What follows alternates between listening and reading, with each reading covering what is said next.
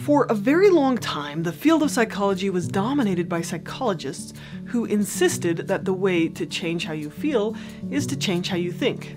And honestly, that is true. It's at least partially true. When you change how you think, you can change how you feel. But there's something deeper than thoughts. The older, more instinctual part of your brain actually has superiority over your cortex. And modern research into trauma and anxiety work is showing that your nervous system really runs the show. For many people, you can't just think your way out of emotions. But when you calm your nervous system, you can then think clearly as well. In this video, you're going to learn about the two states of your nervous system, how emotions can get stuck in the body or nervous system, and how to train your nervous system to be calmer so that you can process through emotions, feel happier, and make better choices.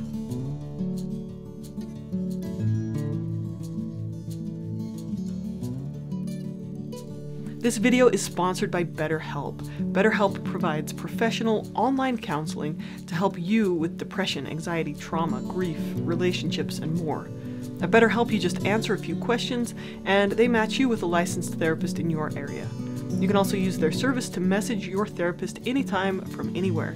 And you can have live sessions without needing to leave your home. Check it out if you're on the fence about starting therapy. This is one of the easiest ways to give it a try.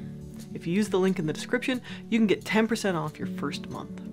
In the last video, we learned about the fight, flight, freeze response. This is an automatic reaction in the nervous system to respond to threats. But your beautiful, brilliant brain isn't just going to leave you hanging. There are two automatic responses in your nervous system. This natural alerting response, the fight, flight, freeze response, and a natural calming response.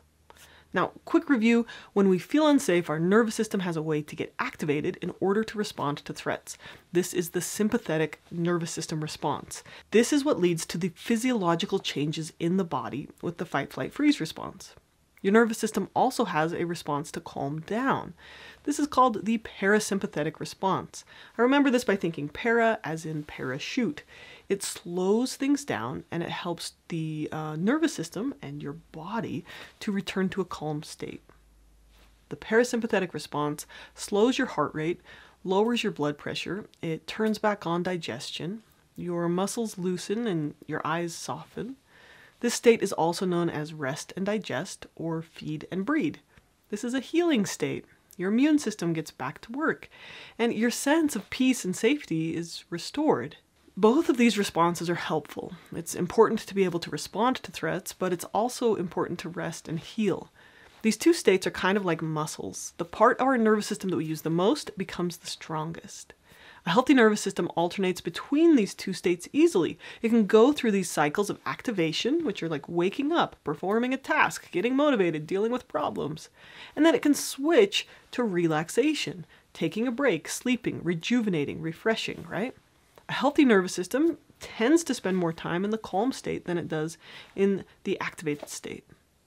Our nervous system is designed to go through a natural cycle of being at rest and then being alert, possibly performing in the fight, flight, freeze response or in some level of performance, and then shake it off and then return to safety, to rest and digest. Peter Levine, who is the creator of somatic experiencing therapy, he explains this process so well, and he uses this example of a polar bear to demonstrate the nervous system cycle. So this polar bear was peacefully doing his thing when suddenly a group of researchers chase him down with a helicopter and shoot him with a tranquilizer dart. Right? This is really stressful, and the bear is helpless to stop these researchers who are examining it and tagging it, right? The bear has experienced a traumatic event. But after the researchers leave, he begins to shake violently. And this is his body's natural response to burn off the excess adrenaline that surged through his body when he was trapped. So after shaking for a while, the bear walks off with no residual effects from the experience. He returns to a calm state of hunting and eating. This cycle is the essence of emotion processing in our body. We start with a resting state, we go on alert, then fight, flight, freeze, then afterwards we shake it off, and in humans this looks like laughing or physically shaking or crying, and then we return to feeling safe and back to this rest and digest state. Now, let's take a minute and look at the shake it off stage. Have you ever seen someone who had a near miss, right? Like a car nearly hits them or something. Their immediate reaction is this strange laugh. Or think about someone who has been in a car crash, but they're unharmed. They often go into this shaky stage afterwards. This is your body trying to burn off that adrenaline and process through those stress chemicals that you just got flooded with. Your body is naturally trying to return to calm by going through emotions in a physical way. But we humans are different than other animals. We have this huge cortex, this thinking brain that helps us plan things out and think things through and have self-control, but it often gets in the way of that response. Don't cry, it says. This is too embarrassing. Act like you're fine. It says, try not to get shaky at your presentation. Just don't think about it, it says. And so our brilliant thinking mind and our attempts at avoiding these raw, visceral emotions, it interferes with our natural ability to resolve that stress response. And so emotions get trapped in the body. They get trapped in muscle tension and stress chemicals and hormones like cortisol, and we carry them around with us. Maybe we try not to think about them or we cope with stress, but our body holds the deep wisdom of how to let them go. Here's an interesting story from Nicholas Sieben, a self-proclaimed acupuncturist and healer. A patient, a successful male artist, came to me for general wellness. He thought I could do something to help him, yet it was unclear what he had in mind. He appeared withdrawn, scattered, and shy. He wouldn't make eye contact with me. He spoke of sexual problems with his wife and a lack of enthusiasm about his seemingly abundant life. Within the first 3 sessions of acupuncture treatment, a deep grief began to emerge. The patient would begin crying on the table and felt a tremendous amount of shame and fear, which he couldn't explain. I encouraged him to allow the emotion to be expressed without trying to understand or classify it. For several sessions, he experienced expressions like this. He kept coming back because of the growing sense of lightness he was beginning to feel. He was once again feeling joy. His sexual function was also returning. After a duration of about 3 months, this patient began to seem like a new person, very different from the man I'd met months before. His posture and demeanor changed dramatically. He seemed to glow and radiate with enthusiasm and energy. His relationship improved, as did his sexual expression. He began to radiate sex appeal, and he gained the attention of many people, which also seemed to help his creative work and self-esteem. Once the expression of grief, fear, and shame ceased to occur during his treatments, we decided the therapy had concluded. Now, I am not saying that acupuncture is a cure for trauma or, repressed emotions, but there are lots of anecdotal reports of huge physical releases of these emotions or of trauma when doing physical treatments. So if you talk to massage therapists or acupuncturists or chiropractors, you'll hear stories of people who suddenly start shaking or crying during a session and they feel like something has been released. Can we say in a very specific way, an empirical way, that your trauma is stored in your shoulders or your uterus, or that acupuncture releases your chi to flow? Well, no, because we simply don't have the tools to measure that. But we can say with certainty that physical activity is powerful at resetting the nervous system and healing anxiety and trauma. So if you're struggling with PTSD or anxiety or stress, I encourage you to work with a therapist who specializes in trauma. And one thing you could look for is someone who is certified in EMDR or somatic experiencing. So I'm a believer in evidence-based treatments. That means treatments that show through rigorous research to be effective consistently and not harmful in treating these certain disorders. So I am not necessarily a proponent of energy healing, for example.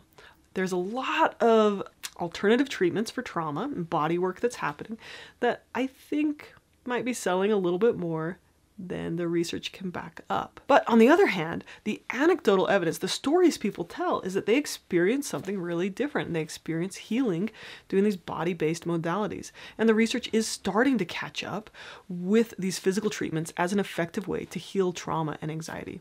So for example, yoga has been shown to be an effective treatment for PTSD. And according to Bessel van der Kolk, it's more effective than most medication treatments. Physical treatments like acupressure, massage, dancing, or deep belly breathing are all things that people say help them with stress. And what these things are likely doing is rebalancing the nervous system. Same thing with exercise. It's been shown to be more effective than medication at treating mild to moderate depression and anxiety. And this has got to be because it's helping the nervous system go through these natural cycles of activation and relaxation. So unresolved trauma or chronic stress can leave us trapped in the sympathetic response. It's like the thermostat gets turned up and that fight, flight, freeze response becomes very sensitive. It gets turned on easily and it stays on for a long time. And in this way, trauma or stress gets stuck in the body, even when we may not be consciously thinking about the actual trauma. An unhealthy nervous system gets stuck in elevated levels of stress, rarely going through cycles of calm. The sympathetic nervous system takes over, and you feel constantly anxious. You may see danger in the slightest signal and find it very difficult to relax. This often leads to periodic exhaustion and crashing. We're often unaware of why we are going into the high alert mode, and this leads to us being stuck in it even longer. It's not healthy to be stuck in high alert all day long and then collapse at home or to simply rely on relaxation to recharge. We need to learn how to regulate our nervous system throughout the day. I recently worked with a trainer who trains emergency room doctors, EMTs, police, military to regulate their nervous system throughout the day. Now, many of these people have very stressful jobs. And if they're clenched, right, if they're stuck in fight, flight, freeze at work, then they often end up exhausted, traumatized, and burnt out. This trainer, he trains them to build a healthy nervous system through the skill of relaxed vigilance. And this is essential for PTSD and anxiety and stress. So, mental health in general. In the next section, I'm going to teach you all about it. But the basic skill is just learning to trigger that parasympathetic response, that calming response in your nervous system, in small moments, frequently throughout the day. And you do this through simple body-based exercises, like taking deep breaths or tensing and then softening muscle groups. You can still be a high performer in a high-stress job and have a parasympathetically dominant nervous system. You can train yourself to be calmer. Our nervous system, including our brain, has an amazing ability to change and grow depending on how we use it. There's good research out there showing that we can change the physical structure, the chemical balance, and the electrical activity in our brain depending on how we use it. We can even influence our genes and how they're activated and passed on. We can learn to have quite a bit of influence on our nervous system, training it to activate when we need to wake up, perform tasks, or respond to problems, and teaching it to calm down when it's time to relax, recoup, to process, or to repair. And we do this through physical, emotional, and psychological exercises. The many skills you're learning in this course are geared toward this process.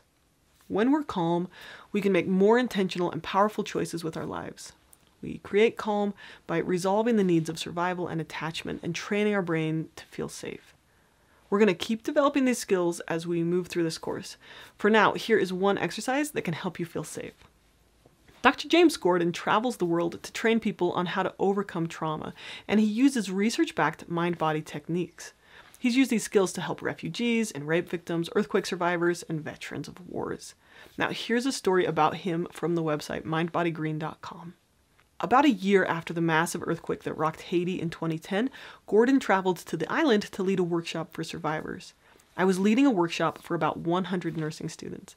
They'd lost about 90 of their fellow nursing students, many of them very young women in their late teens, to this earthquake.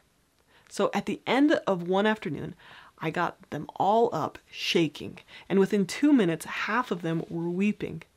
We paused for a bit, became aware of our breath, and then I put on some Bob Marley, and they started dancing. Some were still crying, others started laughing, and afterward they all said, "This feels so good." Many of the women told Gordon it was the first time they'd been able to laugh or cry since the earthquake, and that they thought they had to be strong or that they shouldn't be enjoying themselves. Dr. Gordon says, when you shut down one emotion and you go into that frozen state, it's not just that emotion you're protecting yourself against that gets shut down. Your whole emotional life gets limited. Okay, so here's how to do it. So first, go ahead and turn on some of your favorite music, or if you can't think of something upbeat, turn on some Taylor Swift. I would play it for you, but I can't because of copyright reasons. So, okay, and then go ahead and just stand up, put your feet shoulder width apart, and just start shaking your feet a little bit, right? Start shaking down there at your legs, and then let that move up through your whole body and just shake it out. And I want you to shake it out to music, act like an idiot, let your hands go floppy, shake your head, and dance for like 45 minutes, okay? Not 45, 4 to 5 minutes, okay? Do that for a few minutes, and then when you're done, take a few slow, deep belly breaths, and then come back here. By doing this, you're essentially sending a message to the fear centers in your brain that you are safe. And this turns on that parasympathetic response. In upcoming lessons, we're going to teach you how to train your mind and body to respond differently to threats, to resolve anxiety, and to teach the body to return to calm quickly. You're going to learn how to strengthen the calming part of your nervous system through self-regulation. Thank you for watching, and take care. This video is one skill from my 30-skill course, How to Process Your Emotions, where I teach 30 of the most essential skills for resolving depression, anxiety, and improving mental health. Emotion processing is an essential skill for working through intense emotions, but most people have never been taught how to do it. I'm putting every single main video lesson on YouTube for the world to access for free. You watching these videos, sharing them, contributing to my Patreon, and my sponsors make this possible. If you would like to access the entire course in one place, ad-free, with its workbook, exercises, downloads, extra videos, live Q&As, additional short readings, and links to extended resources, the link to buy the course is in the description below.